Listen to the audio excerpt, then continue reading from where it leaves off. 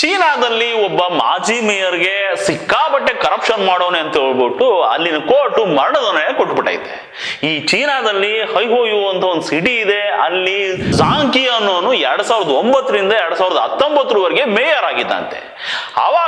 ಇವಾಗ ಅವ್ನು ಮಾಜಿ ಮೇಯರ್ ಬಿಡಿ, ಆದ್ರೆ ಅವನು ಮೇಯರ್ ಆಗಿದ್ದ ಟೈಮಲ್ಲಿ ಏನ್ ಮಾಡಿದ್ನಂತೆ ಅಂದ್ರೆ, ತನಗಿರೋ ಅಧಿಕಾರನ ದುರುಪಯೋಗ ಪಡಿಸ್ಕೊಂಡು ಈ ಗೌರ್ಮೆಂಟ್ ಟೆಂಡರ್ ಕೊಡೋದು, ಸರ್ಕಾರಿ ಭೂಮಿ ಗ್ರಾಂಟ್ ಮಾಡಿಸೋದು, ಅಂತದ್ದು ಇಂಥದ್ದು ಏನೇನೋ ಮಾಡ್ಕೊಂಡು ಕೋಟಿಗಟ್ಟಲೆ ಲಂಚ ತಗೊಂಡು ಒಳ್ಳೆ ದುಡ್ಡು ಮಾಡಿದ್ದಂತೆ.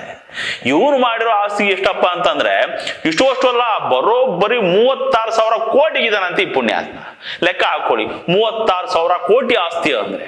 ಇವನು ಮನೆ ಮೇಲೆ ರೇಡ್ ಮಾಡಿದ್ರಲ್ಲ, ಅವಾಗ ಸಿಕ್ಕಿದ್ದು ಚಿನ್ನ ಎಷ್ಟು ಗೊತ್ತಾ? 13,500 ಕೆಜಿ ಅಂತೆ ಚಿನ್ನ, ಬರೀ ಚಿನ್ನ 13,500 ಕೆಜಿ.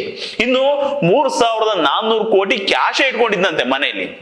ಅದಿನ್ಯಾವ ರೇಂಜ್ಗೆ ಗುಣಾಂತರ ಮಾಡಿರ್ಬೇಕು ಇವ್ನು ಲೆಕ್ಕ ಹಾಕೊಳ್ಳಿ. ಇವನ್ ಆಸ್ತಿ ನೋಡಿ ಅಲ್ಲಿನ ಕೋಟೆ ದಂಗ ಹೋಗೈತಂತೆ. ಇದು ಸಾಧಾರಣವಾದ ಭ್ರಷ್ಟಾಚಾರ ಅಲ್ಲ, ಈ ನನ್ನ ಮಗ ಬದುಕೋದಕ್ಕೆ ಯೋಗ್ಯವಾದವನೇ ಅಲ್ಲ ಅಂತ ಹೇಳ್ಬಿಟ್ಟು ಮರಣದಂಡನೆ ಕೊಟ್ಬಿಟ್ಟೈತೆ. ಇಂಥ ಭ್ರಷ್ಟರು ನಮ್ಮ ದೇಶದಲ್ಲೇನು ಕಮ್ಮಿ ಇದಾರ?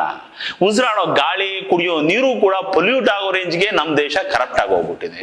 ಆಸ್ಪತ್ರೆಯಲ್ಲಿ ಮಗ ಹುಡ್ದಾಗ ಶುರುವಾಗೋ ಕರಪ್ಷನ್ ಸತ್ತೋರ್ ಬಾಡಿ ಬರ್ನ್ ಮಾಡೋವರೆಗೂ ಒಪ್ಕೊಂಡ್ಬಿಟ್ಟೈತೆ ನಮ್ಮ ದೇಶದಲ್ಲಿ. ಇದ್ರ ಮಧ್ಯದಲ್ಲಿ ಏನೇನೆಲ್ಲ ಕರಪ್ಷನ್ ಇದೆ ಅನ್ನೋದು ನೀವೇ ಲೆಕ್ಕ ಹಾಕೊಳ್ಳಿ, ನೀವೇ ಕ್ಯಾಲ್ಕುಲೇಟ್ ಮಾಡ್ಕೊಳ್ಳಿ, ಅರ್ಥ ಆಗತ್ತೆ ನಿಮ್ಗೆ. ನಮ್ಮ ಕೋರ್ಟ್ಗಳು 1-2 ಕೇಸಲ್ಲಿ ಇಂಥ ಶಿಕ್ಷೆ ಕೊಡ್ಬೇಕು ನೋಡ್ರಿ, ಅವಾಗಾದ್ರೂ ಕರಪ್ಷನ್ ಕಂಟ್ರೋಲಿಗೆ ಬರ್ಬೋದೇನೋ. ಹಿಂಗೆ ಕರಪ್ಷನ್ ಮಾಡಿದವ್ರನ್ನ ಗಲ್ಗೆ ಹಾಕೋದಾದ್ರೆ ನಮ್ಮ ದೇಶದಲ್ಲಿ ಯಾರ್ಯಾರನ್ನ ಹಾಕ್ಬೋದು ಅಂತ ಹೇಳಿ ಕಮೆಂಟ್ ಮಾಡಿ ನೋಡೋಣ.